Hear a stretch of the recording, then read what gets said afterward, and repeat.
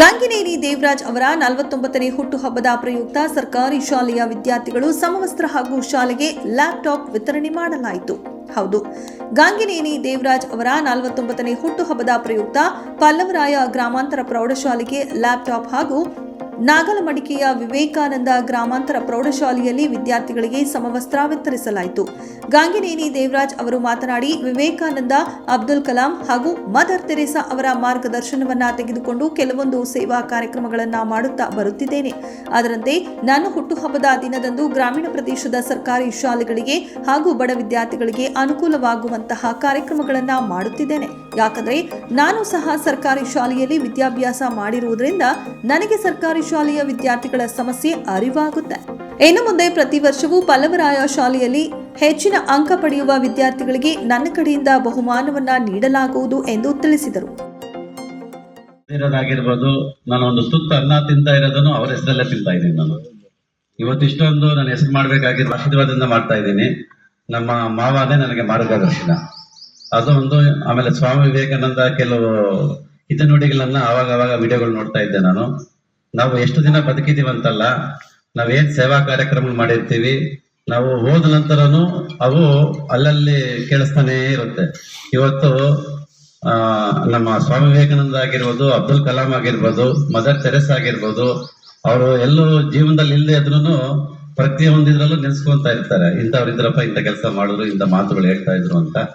ಅವ್ರನ್ನ ಮಾರ್ಗದರ್ಶನ ತಗೊಂಡು ಕೆಲವೊಂದು ಸೇವಾ ಕಾರ್ಯಕ್ರಮ ಮಾಡ್ತಾ ಇದ್ದೀನಿ. ನಾನು ಚಿಕ್ಕಂದಿನಲ್ಲಿ ವೆಂಕಟಮ್ಮನಹಳ್ಳಿಯಲ್ಲಿ ಇದೇ ಪಲ್ಲವರಾಯ ಯಾವ ಗ್ರಾಮಾಂತರ ಪ್ರೌಢಶಾಲೆ ಇದೆಯೋ, ನಾನು ವೆಂಕಟಮ್ಮನಹಳ್ಳಿಯಲ್ಲಿ ಹಳ್ಳಿಯಲ್ಲೇ ಓದಿ ಹಳ್ಳಿ ವಿದ್ಯಾರ್ಥಿಗಳಿಗೆ ಏನೇನ್ ತೊಂದರೆ ಇರುತ್ತಂತ ತಿಳ್ಕೊಂಡಿರೋಂಥ ವ್ಯಕ್ತಿ ನಾನು. ಆಮೇಲೆ ಇಲ್ಲಿ 8, 9, 10 ನಾನು ಜೂನಿಯರ್ ಕಾಲೇಜಿನಲ್ಲಿ ಒಂದೊಂದು ಸೆಕ್ಷನ್ ಅಲ್ಲಿ 100-120 ಜನ ಇರೋರು. ಈಗೇನು ಕಡಿಮೆ ಸೆಕ್ಷನ್ ಮಾಡ್ಕೊಂಡು 30-50 ಜನ ಮಾಡ್ತಾರೆ. 120 ಜನಗಳಿಗೆ ಒಂದು ಟೀಚರ್ ಮಾಡ್ತಾ ಇದ್ರೆ ಅವ್ರು ಬೇಗ ಹೇಳಿದ್ರೆ ಕೆಳಗಡೆ ಮಕ್ಳಿಗೂ ಕೇಳಿಸ್ತಾ ಇರ್ಲಿಲ್ಲ ಅವಾಗ. ಅಷ್ಟೊಂದು ದೊಡ್ಡ ಸ್ಟ್ರೆಂತ್ಗಳಿರೋದು.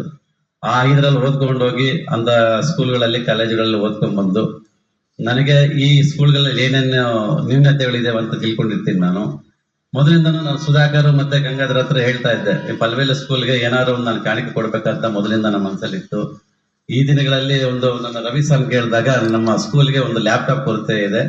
ಟೋಟಲ್ ನಮ್ಮ ಸ್ಕೂಲ್ಗೆ ಏನೇನು ಇದೆ, ಕೆಲವು ರೆಕಾರ್ಡ್ಸ್ ಎಲ್ಲ ಇದೆ, ರೆಕಾರ್ಡ್ಸ್ ಎಲ್ಲ ಇಟ್ಕೊಂಡು ನಾವು ಅದನ್ನ ಕಾಪಾಡ್ಕೊಳಕ್ ಆಗೋದಿಲ್ಲ.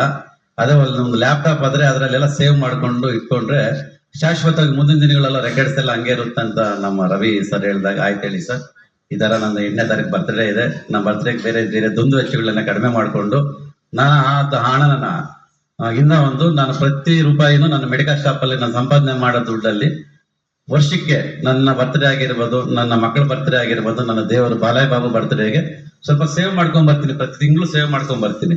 ಬಂದು ಆ ಹಣದಲ್ಲಿ ನಾನು ಈ ರೀತಿ ಮಾಡ್ಕೊಂಡು ಹೋಗ್ಬೇಕಂತ ಮಾಡ್ಕೊಂಡು ಹೋಗ್ತಾ ಇದ್ದೀನಿ. ನಮ್ ರವಿ ಸರ್ ಈ ತರ ಲ್ಯಾಪ್ಟಾಪ್ ನಮ್ ಕೊರತೆ ಇದ್ದಾಗ, ಆಯ್ತು ಹೇಳಿ ಸರ್, ನಾನು ಅದನ್ನ ಅನುಕೂಲ ಮಾಡ್ಕೊಡ್ತೀನಿ ಅಂದಾಗ ನಮ್ ದೊಡ್ಡಪ್ಪ ನರಸಿಂಹ ದೊಡ್ಡಪ್ಪ ಅವ್ರಿಗೆ ತಿಳಿಸಿದೆ, ದೊಡ್ಡಪ್ಪ ಈ ತರ ಮಾಡ್ತಾ ಇದ್ದೀನಿ ಅಂದ್ರೆ ನನ್ನ ಆಶೀರ್ವಾದ ಯಾವಾಗ್ಲೂ ಇರುತ್ತೆ ಮಗ, ನಿಮಗೆ ಇಂಥ ಕಾರ್ಯಕ್ರಮಗಳು ಮುಂದಿನ ದಿನಗಳಲ್ಲಿ ಮಾಡ್ಕೊಂಡು ಹೋಗಪ್ಪ ಅಂತಂದ್ರು. ಆಮೇಲೆ ನಮ್ಮ ಡೈರೆಕ್ಟರ್ಗಳಾದ ಆಂಜನೇಯ ಮಾಮ ಆಗಿರ್ಬೋದು, ಗೋವಿಂದಪ್ಪ ಮಾಮ ಆಗಿರ್ಬೋದು, ಕೆಂಚಗಾನಹಳ್ಳಿ ಗೋವಿಂದಪ್ಪ, ಸುಬ್ಬರಾಯಪ್ಪ, ಆಂಜನೇಯುಲು, ಹನುಮಂತಪ್ಪ, ವೆಂಕಟೇಶಪ್ಪ, ಗೌತಮ್, ತರಕಾರಿ ಕೃಷ್ಣಪ್ಪ, ಮೂರ್ತಿ, ರಾಮಕೃಷ್ಣ, ಮಾನವ್, ಶಶಿಕಿರಣ್, ಗಂಗಾಧರ ನಾಯ್ಡು ಸೇರಿದಂತೆ ಹಲವರು ಉಪಸ್ಥಿತರಿದ್ದರು. ವರದಿ ಅನಿಲ್ ಯಾದವ್, ಪಾವಗಡ.